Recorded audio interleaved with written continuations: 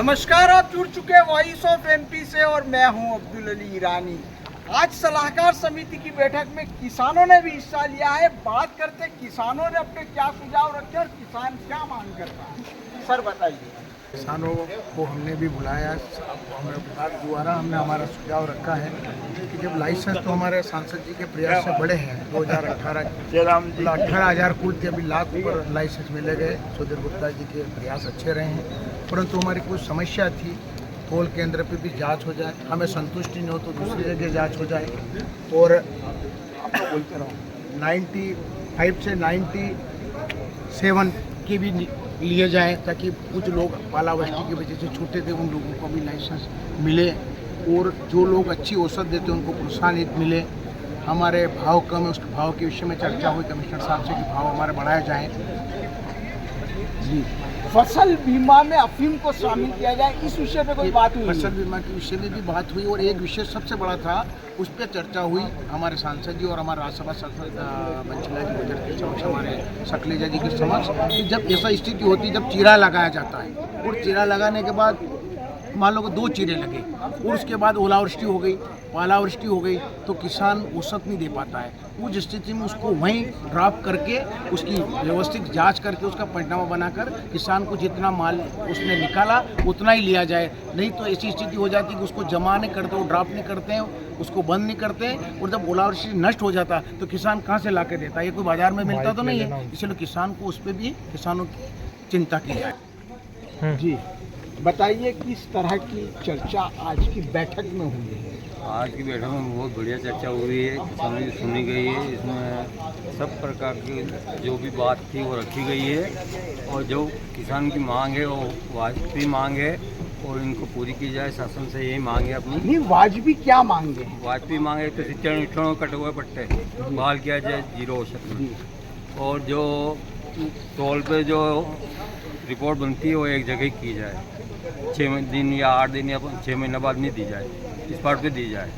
ये बात भी रखी गई है। और मार्फिन को लेकर कोई बात हुई? मार्फिन प्राकृतिक देन है, वो ये किसानों ने बताया है।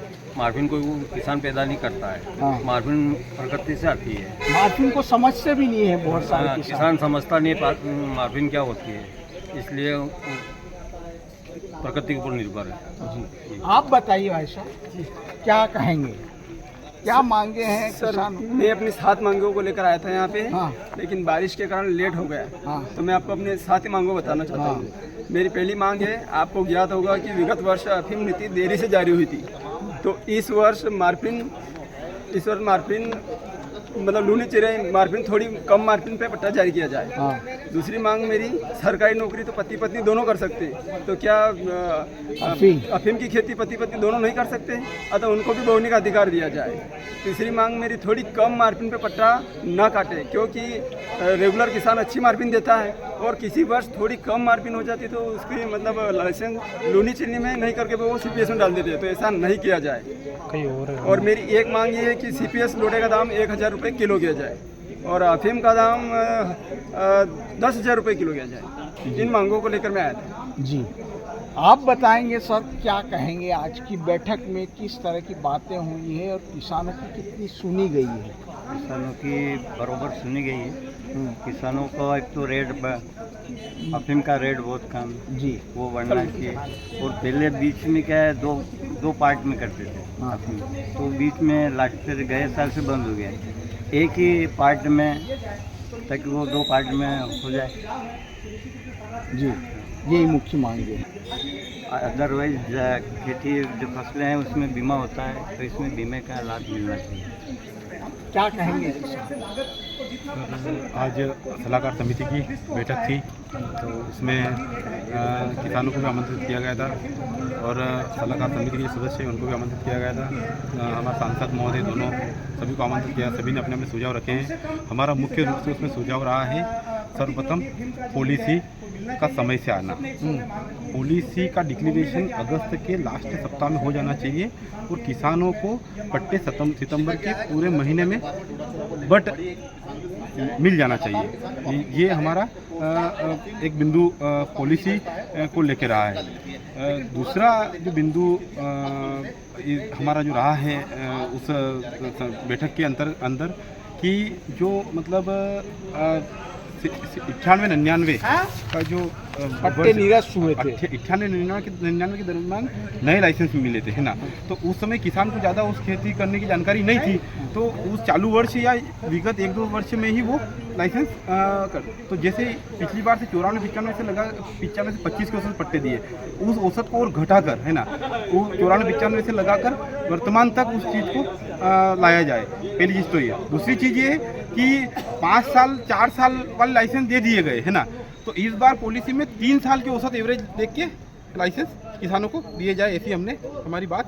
क्या शुभ नाम है आपका? प्रेम सिंह पंवार कुचड़ो। आज सलाहकार समिति की बैठक में किस तरह का माहौल रहा और क्या खास बातें बोली? देखिए, ये स्पष्ट है कि ये जो अफीम सलाहकार समिति की जो बैठक होती है, आज मध्य प्रदेश इकाई की अफीम सलाहकार समिति की बैठक हुई है, जिसमें मध्य प्रदेश में जितने भी डिवीजन हैं उन सभी के किसान प्रतिनिधि यहाँ उपस्थित हुए हैं। और जो हमारे जनप्रतिनिधि हैं, माननीय सांसद जी, दोनों ही सांसद, माननीय लोकसभा सांसद सुधीर गुप्ता जी और माननीय राज्यसभा सांसद बंशीलाल जी गुर्जर और विधायकगण और जो प्रतिनिधि किसान के आए हैं, उन सब ने जो अफीम सलाहकार समिति की बैठक होती है जिसमें आगामी अफीम नीति का निर्धारण होता है, उसके लिए एक आरंभिक ग्राउंड से जो निकलने वाले सुझाव हैं उनको हमने विभाग के समक्ष रखा है, हमारे जनप्रतिनिधियों के समक्ष रखा है।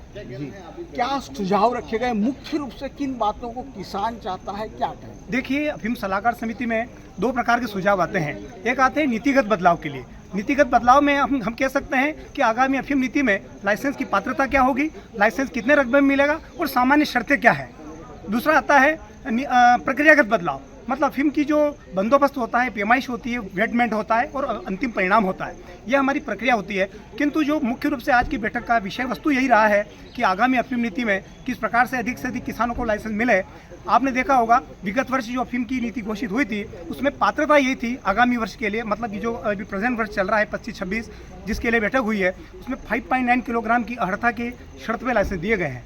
किंतु आपने देखा होगा जो अफीम फैक्ट्री से जो परिणाम प्राप्त हुए हैं, कहीं ना कहीं 5.9 की औसत में बहुत कम किसान हैं। तो हम सब ने मांग रखी है कि 3.9 किलोग्राम प्रति हेक्टेयर की मार्फिन औसत पे लाइसेंस दिए जाए। साथ ही साथ ऐसे किसान जिनका 5 वर्ष का रिकॉर्ड देखा जाए, एक वर्ष में मान लीजिए अफीम आपकी कम आई है, अगले वर्ष में आपका अच्छा उत्पादन हुआ है, तो बैलेंस हो जाता है 5 वर्ष की औसत, जिसको विभाग MQI बोलता है। आगामी वर्ष के लिए पात्रता के लिए जो औसत मानी जाती है उन सबका एवरेज निकाल करके दिया जाए। तो ये मांग भी हमने रखी है, क्योंकि किसी वर्ष में मान लो प्रतिकूल मौसम हो गया तो किसान पट्टे से वंचित नहीं रहेगा, कम से कम ये हमारी मांग है।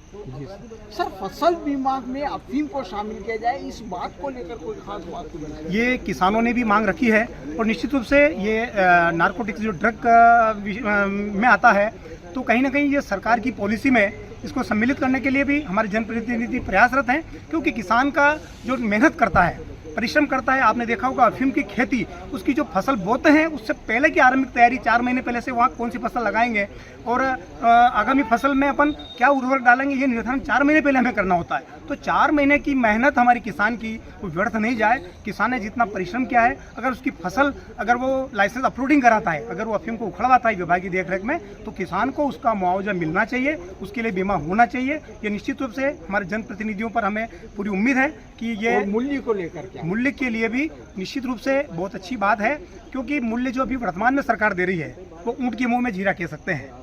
आपने देखा होगा जो वर्तमान में जो मूल्य है वो 1500-1800 रुपये किलोग्राम है। अगर किसान 7 किलो अफीम देता है तो 12-13 हज़ार रुपये करीब उसका बनता है। तो कम से कम 20,000 रुपये किलो तो किसान को मिलना ही चाहिए, जो उसका वाजिब हक भी है। और हम सब ने मांग रखी भी है कि अफीम का मूल्य बढ़ाए, और सरकार का और हमारे जो DNC महोदय उन्होंने आश्वस्त भी किया है कि ये मांग टेरिफ कमीशन के पास में लंबित है।